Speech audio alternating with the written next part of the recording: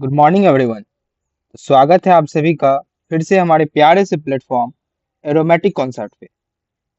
आज हम लोग नए टॉपिक के साथ आए हैं। तो आज हम लोग क्लास 11th जूलॉजी का जूलॉजी का चैप्टर स्टार्ट करने वाले हैं। वैसे तो ये नंबर वाइज जो बोलेंगे अरेंजमेंट जो एनसीईआरटी में है उसमें ये दूसरा या तीसरा स्थान पे आता है।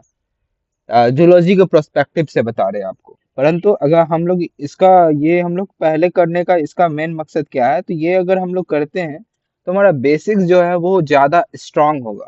और अगर हमारा बेसिक स्ट्रांग ज्यादा होता है तो जितना अच्छा हमारा बेसिक होगा उतना अच्छा हमारे आगे जो भी चैप्टर हम लोग पढ़ेंगे उसमें हमको क्लियरिटी मिलेगा। तो हम लोग स्ट्रक्चरल ऑर्गेनाइजेशन इन एनिमल्स। तो हमारे एक सबसे पहले आपको बता देते हैं, आप लोग को पता हो या नहीं हो, बहुत बच्चे को पता भी नहीं होगा कि एक होता है हमारा एनएमसी और एक होता है हमारा एनटीए। एनटीए हमारा क्या करता है, पेपर पेपर क्या करता है, सेट करता है। एग्जाम का नीट का एग्जाम का पेपर को सेट करता है। जबकि हमारा एनएमसी नेशनल मेडिकल कमीशन ये हमारा सिलेबस लॉन्च करता है। तो ये हमारा जो सिलेबस लॉन्च किया है तो उसमें देखेंगे, देखिए कितना इंटरेस्टिंग बात है। बहुत बच्चे इसमें कंफ्यूजन में रह जाते हैं और वो अपना मार्क और प्लस बोनस मार्क जो रहता है वो गवा देते हैं। तो इसमें क्या है, हमारा टिश्यू मेंशन है। क्या है, tissues are mention, but actually in NCERT, in new NCERT जब आप खोलेंगे तो उसमें आप देखेंगे कि उसमें से एनिमल टिश्यू को पूरा रिमूव कर दिया गया, डायरेक्ट फ्रॉग एंड हमारे कॉकरोच से स्टार्ट किया है। तो इसमें हम लोग एनिमल टिश्यू भी, इसलिए हमारे लिए एनिमल टिश्यू भी करना काफी इम्पोर्टेंट रखता है। तो इसमें मेनली थ्री टॉपिक्स है, सब टॉपिक्स है। तो सबसे पहले एनिमल टिश्यूज जो कि आज हम लोग देखने वाले हैं। काफी लंबा है पर देखेंगे बढ़िया मजा आएगा। दूसरा हमारा है फ्रॉग एंड तीसरा हमारा है कॉकरोच। ठीक है, कॉकरोच। तो ये तीन सब टॉपिक है इसके अंदर जो इम्पोर्टेंस रखते हैं। तो चलिए हम लोग आज एनिमल टिश्यू से शुरुआत करते हैं। एनिमल टिश्यूज में सबसे पहले हम लोग ब्रेक करेंगे नाम को। तो सबसे पहला टर्म आता है एनिमल्स एंड दूसरा आता है टिश्यूज। तो जब आप लोग द लिविंग वर्ल्ड पढ़ेंगे, बॉटनी में हम आपको पढ़ाएंगे, जब बॉटनी में हम आपको द लिविंग वर्ल्ड पढ़ाएंगे, द लिविंग वर्ल्ड, तो उसमें आपको बताएंगे कि लिविंग और नॉन लिविंग थिंग्स क्या होता है, कैरेक्टरिस्टिक फीचर्स क्या होता है, डिफाइनिंग फीचर्स क्या होता है। तो जब हम वो बताने वाले रहेंगे तो उसमें आप समझ जाएंगे कि एनिमल्स किसको कहेंगे, एनिमल्स को किस में रखेंगे या फिर किसको किस में रखेंगे। मतलब अरेंजमेंट वरेंजमेंट देखने के लिए आप सीख जाएंगे उसमें। द लिविंग वर्ल्ड में टेक्सोनॉमिकल है, वो अलग है टॉपिक्स, तो वो अलग में हम लोग जानेंगे। चलिए आज हम लोग शुरुआत करते हैं एनिमल टिश्यू से। तो अगर आपको कोई बोलेगा कि एनिमल का बेसिक आप क्या बता सकते हैं, बेसिक फीचर्स क्या बता सकते हैं, तो मल्टी सेल्युलरिटी देखने को मिलता है। मल्टी सेल्युलर, एक से अधिक सेल से बनना। आप क्या यूनिसेलुलर है, आपको कोई बोलेगा कि आप यूनिसेलुलर है तो आप बोलेंगे हाँ। कुछ बच्चे बोलेंगे हाँ, परंतु जो हमारे अच्छे बच्चे होंगे, जो अच्छे होशियार बच्चे होंगे, जो पढ़ाई लिखाई किए होंगे, 9th 10th में पढ़ाई लिखाई किए होंगे, वो बोलेंगे नहीं मल्टी सेल्युलर है। क्यों है मल्टी सेल्युलर, क्योंकि हमारे बॉडी में trillions of cell, millions trillions of cell पाए जाते हैं। ठीक है। उसके बाद हम लोग क्या करते हैं, हेट्रोट्रॉपिक्स। हेट्रो मतलब होता है डिपेंडेंट। क्या होता है, डिपेंडेंट। हेट्रो मतलब होता है डिपेंडेंट और ट्रॉपिक मतलब होता है न्यूट्रिशन। तो हम लोग किसी और के ऊपर निर्भर करते हैं अपने न्यूट्रिशन के प्रोस्पेक्टिव से। ठीक है। तो हम लोग क्या आते हैं, किसके अंदर आते हैं, हेट्रोट्रॉप्स के अंदर। फिर है होलोजोइक मोड्स ऑफ न्यूट्रिशन। तो कोई भी एनिमल्स देख लीजिए, आप काऊ देख लीजिए, सबसे बड़ा एग्जाम्पल आपके सामने आप खुद है। आप ह्यूमन देख लीजिए, तो वो क्या होता है, होलोजोइक मोड्स ऑफ न्यूट्रिशन में क्या होता है, तो सबसे पहले ingestion, ingestion, then digestion, then digestion. तो सबसे पहले हम लोग क्या करते हैं, फूड को इंटेक करते हैं, देन उसको डाइजेस्ट करते हैं। वो सारा अपना हम लोग पढ़ेंगे, अभी उड़ा तो दिया है पर बहुत बच्चे पढ़े होंगे, चलिए आपको बता देते हैं। ठीक है। तो वो डाइजेस्टिव सिस्टम एक टॉपिक हुआ करता था, पहले हुआ करता था, परंतु अब उड़ा दिया गया है। इसमें हम लोग क्या पढ़ते थे, तो सबसे पहला होता था ingestion, ingestion intake of food, then digestion. क्या होता था फिर, डाइजेशन, देन क्या होता था? एसिमिलेशन, एसिमिलेशन, तो देख लीजिएगा आप लोग। एसिमिलेशन के बाद क्या होता था? एब्जॉर्प्शन। क्या होता था? एब्जॉर्प्शन। फिर हमारा क्या होता था? Egestion, egestion. नाइन्थ, अगर आप लोग नाइन्थ टेंथ अच्छे से पढ़े होंगे तो ये सब से लगभग सभी वाकिफ रहते हैं।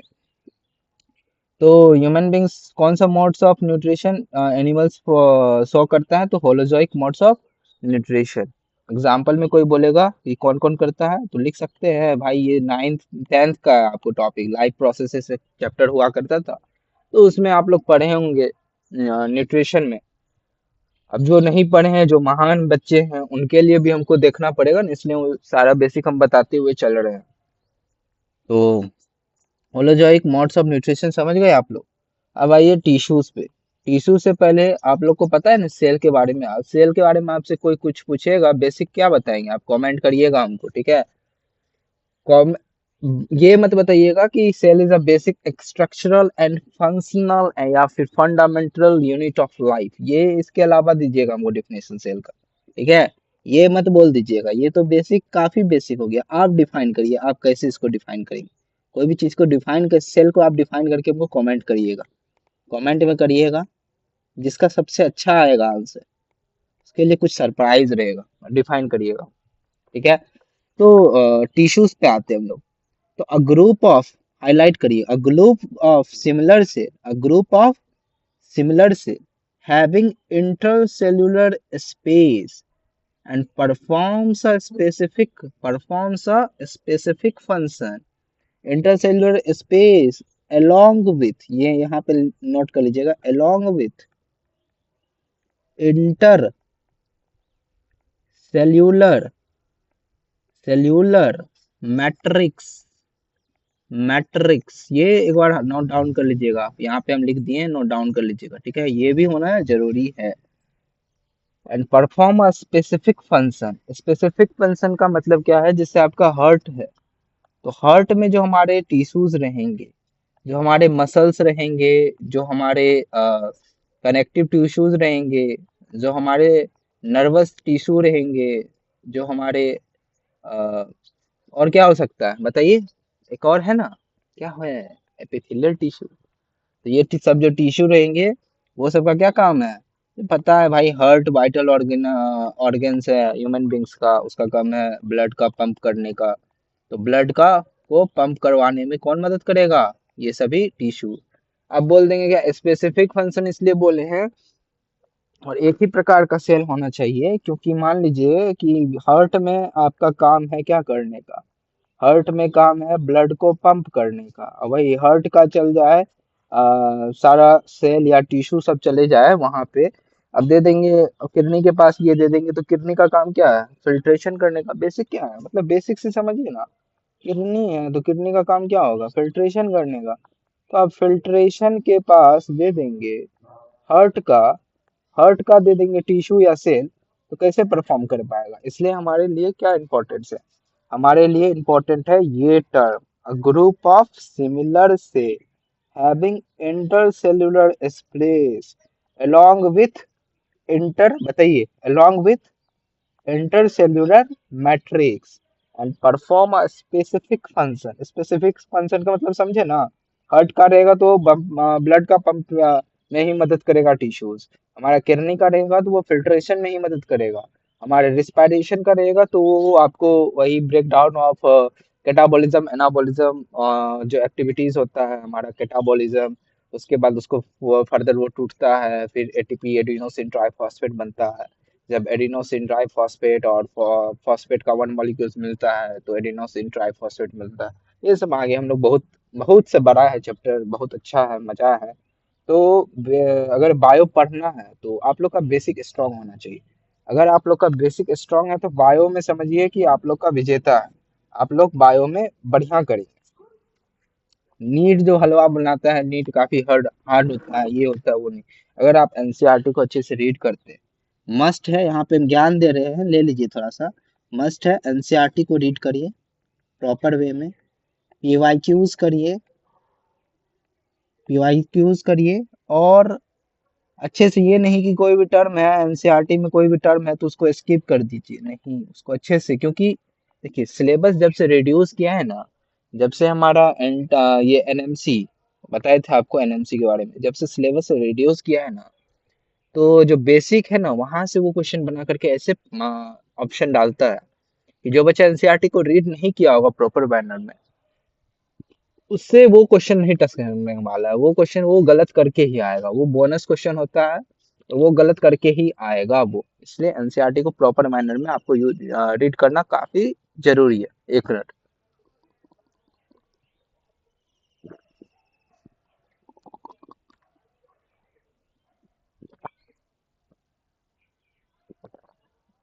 हाँ भाई, टिश्यू के बारे में समझ गए हम लोग।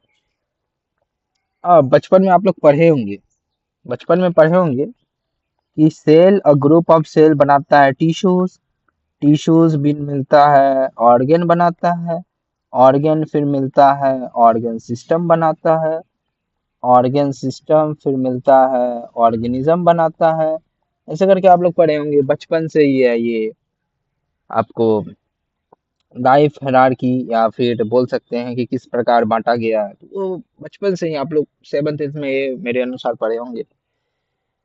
तो आइए, टाइप्स ऑफ एनिमल टिश्यूज, तो एनिमल टिश्यूज को 4 टाइप्स है। कौन कौन सा? Epithelium, connective, muscular, nervous. Basic function देखिए, तो चलिए एक एक करके देखते हैं। बेसिक फंक्शन क्या है हमारा एपिथेलियम का? प्रोटेक्शन करता है लाइनिंग में, लाइनिंग आप देखेंगे कि कोई भी ब्लड वेसल्स हो गया, एल्ब्यूलाई हो गया, ग्लोमेरुलस हो गया, वोमेन कैप्सूल हो गया, ये सब के लाइनिंग, लाइनिंग करता है। लाइनिंग मतलब समझ रहे हैं ना? एक होता है प्रोटेक्ट, प्रोटेक्ट मतलब होता है, मान लीजिए ये आपका स्किन है, तो यहाँ पे जो रहेगा आउटर में, तो ये हमारा प्रोटेक्शन है, और अंदर से भी जो प्रोटेक्ट करता है उसी को कहते हैं लाइनिंग। तो ये आपको इंटरनल ऑर्गन में देखने को मिलेगा, तो यही प्रोटेक्शन और लाइनिंग के बारे में आप लोग हल्का फुल्का अंग्रेजी का टर्म समझते होंगे, तो इसलिए ज्यादा ब्रीफली में ना जा करके, आप कुछ बच्चे हैं उसके लिए तो जाना ही पड़ेगा। हम समझ रहे हैं, देखिए, हम हर एक जगह पे 95% बच्चे जो होते हैं वो अच्छे बच्चे होते हैं, और 5% जो बच्चे होते हैं उसमें भी, एक बात बताते हैं, 5% बच्चे में भी 2 और 3 का डिवीजन रहता है। 3% बच्चे सीखना चाहते हैं, 2% बच्चे जो है वो स्कैमर की तरह आते हैं, स्कैम करते हैं और चले जाते हैं, उसको पढ़ाई लिखाई से कोई मतलब रहता नहीं। तो हमारे मेरे लिए वो जो 5% बच्चे हैं जो उसमें सीखना चाहते हैं, वो भी मेरे लिए इम्पोर्टेंट है।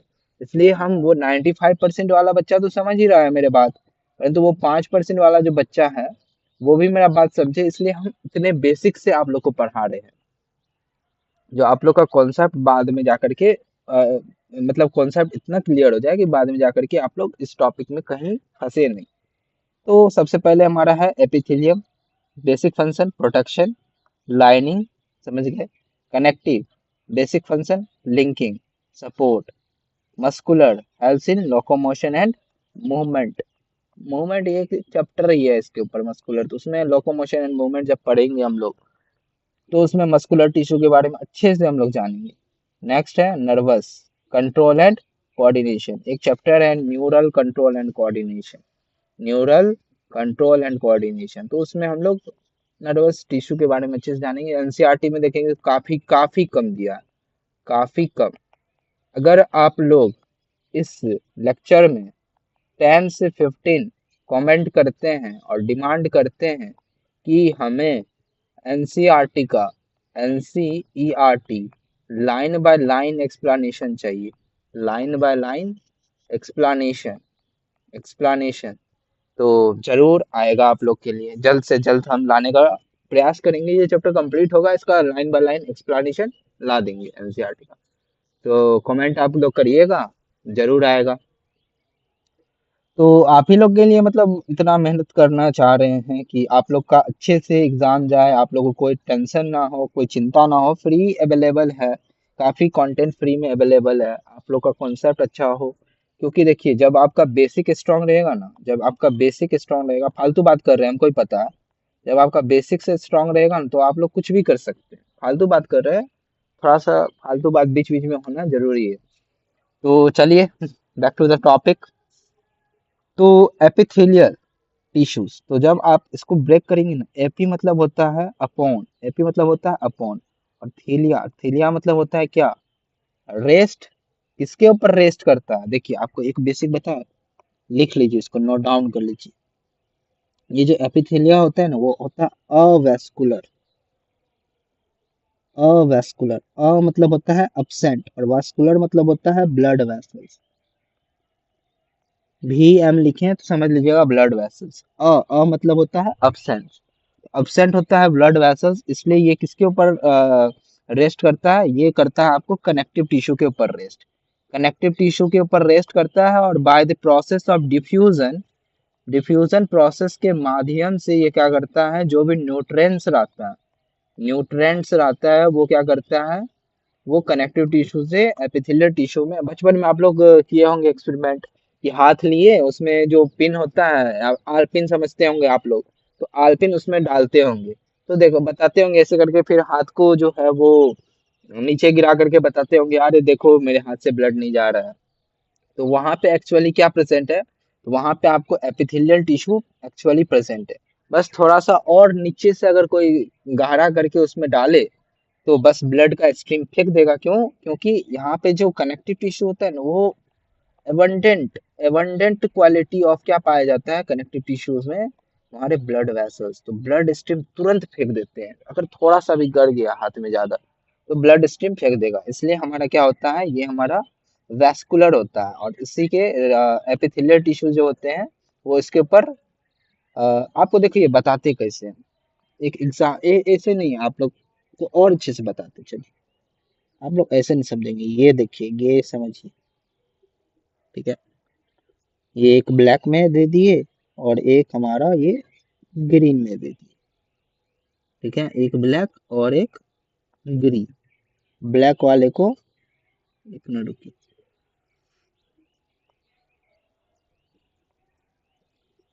ब्लैक वाले को, एक मिनट, ब्लैक वाला जो है उसको हम इससे कर दिए, तो ये हमारा ब्लू है, और एक हमारा इसको रेड कर देते, रेड, ठीक है। तो ये जो हमारा है, ये जो हमारा रहता है, नीचे वाले को कहते हैं रेटिकुलम, रेटिकुलम क्या, लेमिना, ठीक है। और इसको कहते हैं बैसल, बैसल। तो जब ये दोनों आपस में कंबाइंड होता है, तो उसको कहते हैं कंबाइंड फॉर्म को बेसमेंट, बेसमेंट। और इसके ऊपर हमारा क्या होते हैं, इस प्रकार से, इस प्रकार से, इस प्रकार से हमारे अरेंजमेंट होते हैं। किसके अरेंजमेंट होते हैं, इस प्रकार से आप देखेंगे, तो इस प्रकार से हमारा अरेंजमेंट होता है किसका, एपिथेलियल टिश्यू का। और नीचे में हमारा क्या रहता है, नीचे में हमारा कनेक्टिव टिश्यू रहता है। तो through the help of diffusion, through the process of diffusion, diffusion के प्रोसेस से क्या होता है, डिफ्यूजन, ये इरेज कर देंगे हम लोग, हम आपको एग्जाम मतलब समझाने के लिए बना है।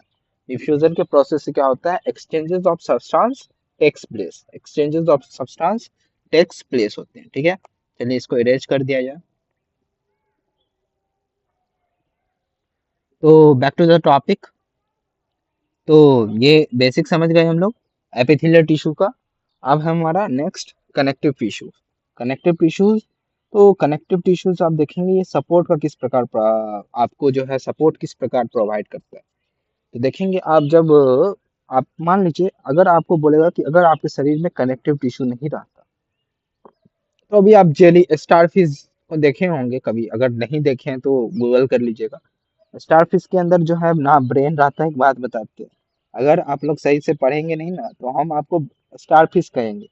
तो स्टारफिश में भी आप अगर देखिए, आपके आसपास में कोई बच्चे के पास दिमाग ना हो, अरे मजाक कर रहे, थोड़ा सीरियस मत ले लीजिएगा, अगर वो फालतू का बात कर रहा है, तो उसको बोलिएगा तुम स्टारफिश है।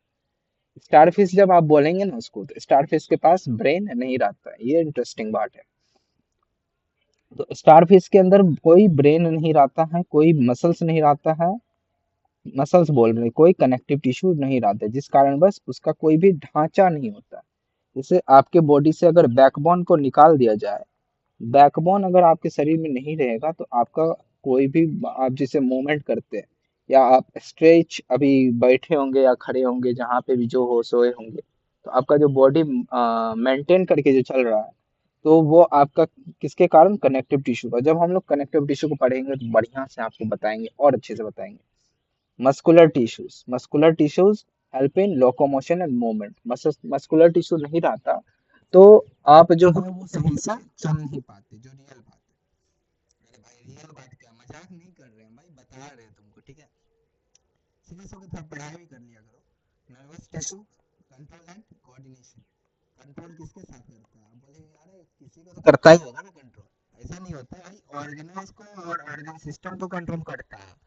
ऑर्गन सिस्टम को जब कंट्रोल करेगा और उसके साथ कोऑर्डिनेशन, और कोऑर्डिनेशन मतलब क्या, ये मत समझिएगा भाई चित्कार रहा है एकदम, माहौल बन रहा है एकदम चल रहा है, नहीं भाई, उसको कंट्रोल करता है और उसको स्टिमुलस भेजता है। स्टिमुलस समझते हैं ना, अब बोल दीजिएगा ना ना ना हम नहीं समझते हैं स्टिमुलस। स्टिमुलस होता है क्या, तो स्टिमुलस होता है इंफॉर्मेशन भेजता है कि भाई तेरे को ये काम करना है, तो काम काहे नहीं कर रहा है। अब मान लीजिए कि, अब ऐसा फालतू एग्जांपल ले रहे हैं, तो थोड़ा सह लीजिएगा आप लोग एग्जाम्पल को, फालतू चीज हम बोल रहे हैं, थोड़ा देख लीजिएगा। मान लीजिए कि हमारा जो ब्रेन है, ठीक है, वो स्टिमुलस भेजता है हमारे किडनी को, भाई तू फिल्ट्रेशन कर।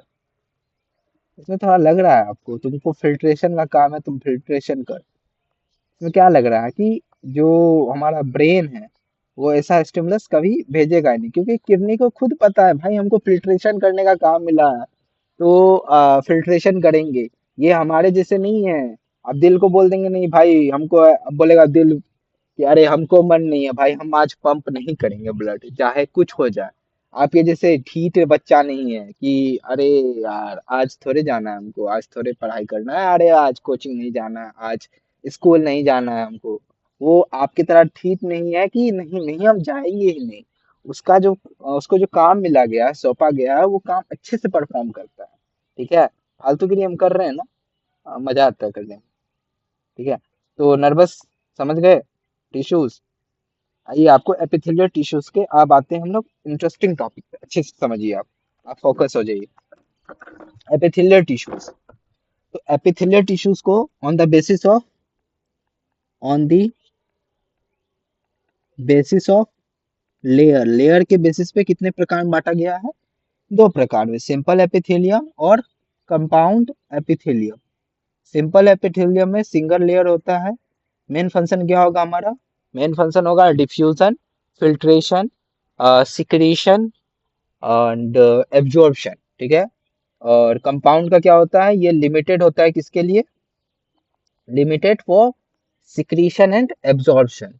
ठीक है, और इसका मेन फंक्शन क्या है, ये प्रोटेक्शन में आपको काफी मदद करता है। ये आपके देखेंगे स्किन पे भी एपिडर्मिस जो होता है ना, वो आपको बताएंगे कि एपिडर्मिस होता है, उसका डर्मिस होता है, फिर अंदर में और लेयर होता है उसका, तो फर्दर कहाँ पे क्या पाया जाता है, जब हमारा ये चैप्टर कंप्लीट हो जाएगा ना, तब आपको हम बताएंगे।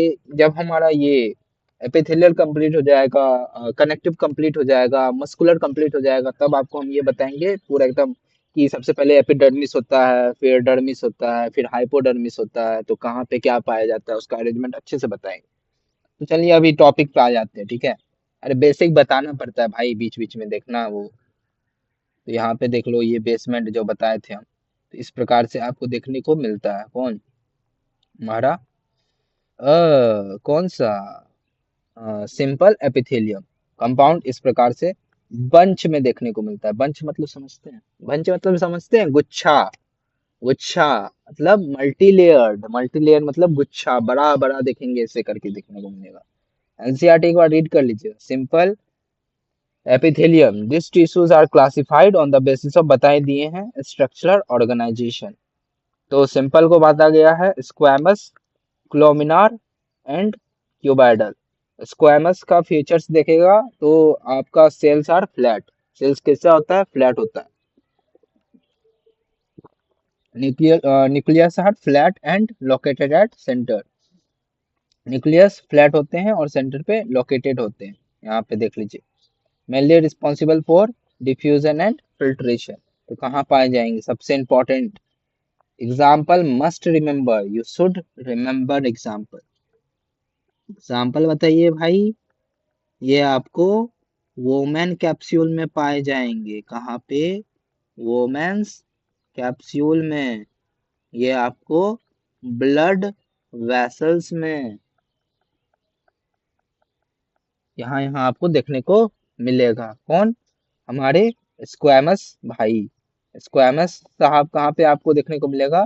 तो हमारे वोमेन capsules, blood vessels, glomerulus, alveoli. देखिए एनसीईआरटी में दिया है एयर सैक ऑफ एयर, अगर रीड करेंगे तो air sac of lungs, lungs के एयर सैक। तो अब बहुत बच्चे को पता भी नहीं होगा भाई एयर सैक होता क्या है लंग्स का। तो उसको कहते हैं एल्वियोलाई को, एल्वियोलाई को कहते हैं एयर सैक। क्यों? वहां पे ही exchanges of gases takes place.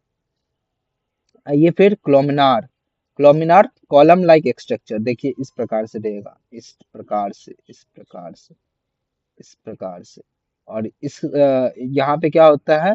और न्यूक्लियस हमारा कहाँ लोकेटेड आता है? बेसमेंट। बेसमेंट का मतलब बता ही दिए थे आपको, जब रेटिकुलम ल्यूमिना और बेसल ल्यूमिना आपस में जब मिलता है, ऊपर में बेसल ल्यूमिना होता है और नीचे में रेटिकुलम ल्यूमिना होता है। वो जब आपस में दोनों को कंबाइन फॉर्म को क्या कहते हैं? Basement membrane. ठीक है, तो वो आपको बता ही चुके हैं। ठीक है, तो मेजर रोल इसका क्या है? सिक्रीशन एंड एब्जॉर्प्शन का आगे हम पढ़ेंगे अच्छे से। Nucleus are round and located at basement membrane, बता ही दिए हैं।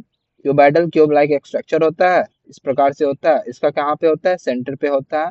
इसका भी क्या होता है? हमारा न्यूक्लियस, न्यूक्लियस इसका क्या होता है? हमारा न्यूक्लियस सेंटर पे लोकेटेड होते हैं। अब आइए क्लोमिनार पे। तो क्लोमिनार, चलिए बताते हैं। यहाँ पे हम स्क्वैमस अच्छे से कंप्लीट कर चुके हैं। अब ये दोनों जो है हमारे बाबू साहब, इसको और अच्छे से फर्दर कंप्लीट करने जा रहे हैं। तो क्लोमिनार को कितने प्रकार में बांटा गया है? क्लोमिनार को बांटा गया है 3 प्रकार में। कौन कौन सा? Simple, microvilli. माइक्रोविली का अनदर नेम क्या है? कमेंट करिएगा, अगर एनसीईआरटी रीड किए हैं उसे हम बता देते हैं। ठीक है, आप लोग कमेंट करिएगा, वीडियो को रोकिएगा यहाँ पे, फिर कमेंट करिएगा, हम आपको बता देते हैं। अब ये चीटिंग नहीं करके हमको ही बता दीजिएगा आंसर। इसको कहते हैं brush border. Brush border like, like क्या? ब्रश बॉर्डर लाइक पैटर्न देखने को मिलेगा आपको माइक्रोविलाई को। ब्रश बॉर्डर डायरेक्ट बोलिए।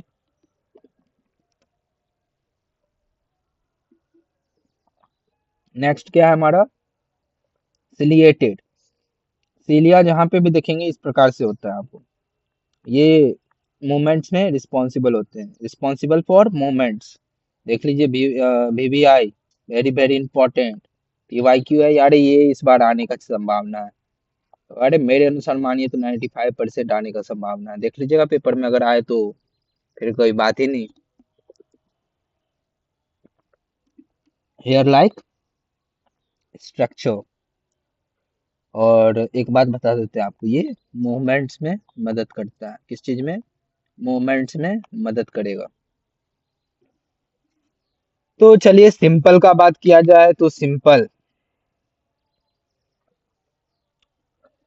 सिंपल जो है वो इस प्रकार से आपको देखने को मिलेगा। माइक्रोविलाय इस प्रकार से देखने को मिलेगा। इस प्रकार ऐसे करिएगा, ऐसे करिएगा, ऐसे ऐसे कर दीजिएगा। ठीक है, तो माइक्रोविलाय इस प्रकार देखने को मिलेगा। मेन फंक्शन क्या है? सिक्रीशन एंड एब्जॉर्प्शन का।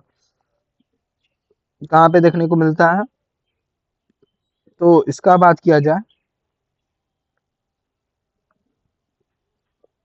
इसका बात किया जाए तो ये स्टोमैक में देखने को मिलेगा। एनसीईआरटी में दिया मेंशन है, ये हमारा स्टोमैक में मेंशन है। देखने को मिलेगा। ये आपको इंटेस्टाइन में देखने को मिलेगा।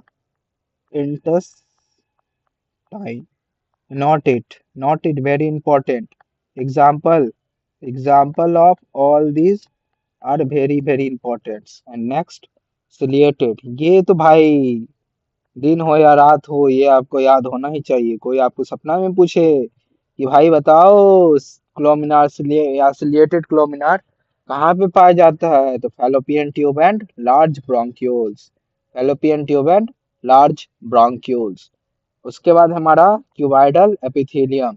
क्यूबाइडल एपिथेलियम को भी फर्दर 3 तरह में बांटा गया है। सिंपल, माइक्रोविलय और सिलिएटेड।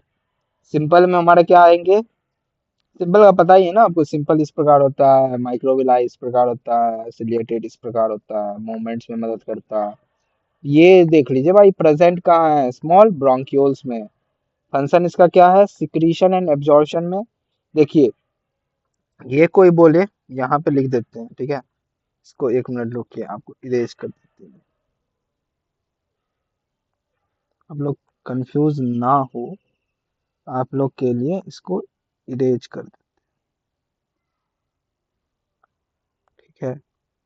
ये सिंपल का कोई बोलेगा, सिंपल का हो जाएगा आपका क्या, DCT, women capsule.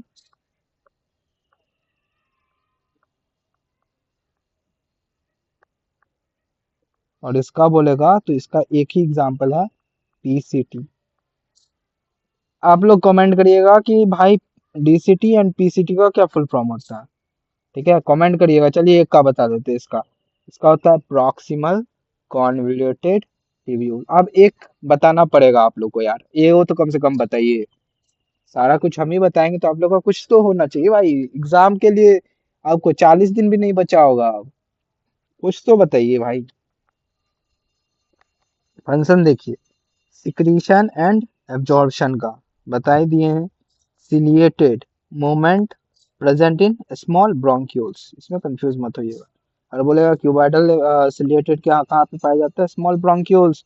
And क्लोमिनार ciliated कहाँ पे पाया जाता है, या ऐसे बोलिए क्लोमिनार एपिथेलियम सिलिएटेड कहाँ पे पाया जाता है, या सिलिएटेड क्लोमिनार एपिथेलियम कहाँ पे पाया जाता है, तो fallopian tube and large bronchioles, ठीक है। अब देखिए, on the basis of number of cell cell glandular tissues is classified into कितने टाइप्स, दो टाइप्स, कौन कौन सा, यूनिसेलुलर जिसमें uni means single, example gallbladder cell किस चीज के लिए रिस्पॉन्सिबल होता है, for the secretion of mucus. And हमारे मल्टी सेल्यूलर मैनी सेल से मिलके बने होते हैं, एग्जाम्पल में हमारे सेलेब्री ग्लैंड एंड हमारे मेमरी ग्लैंड।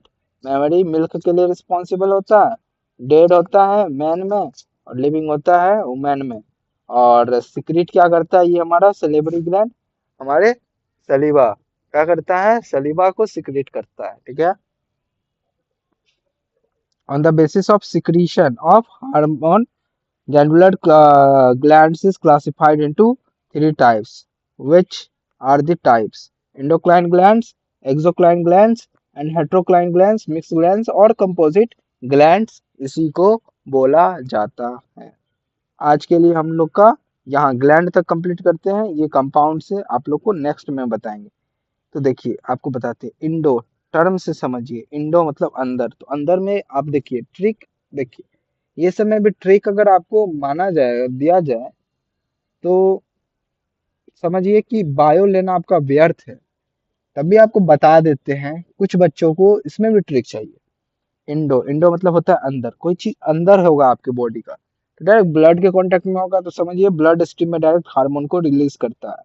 और एक्सो बाहर होगा तो उसको डक्ट चाहिए, कोई भी पाइप चाहिए, जैसे मान लीजिए आपके अंदर ब्लड आपको देना रहता है, तो आप जब आपको चढ़ाया जाता है, ब्लड जब चढ़ाया जाता है, ब्लड चढ़ाना मतलब समझते हैं ना, डॉक्टर बनने वाले हैं, ब्लड चढ़ाना मतलब में समझते हैं, तो व्यर्थ है आपका तैयारी करना, व्यर्थ है, ठीक है।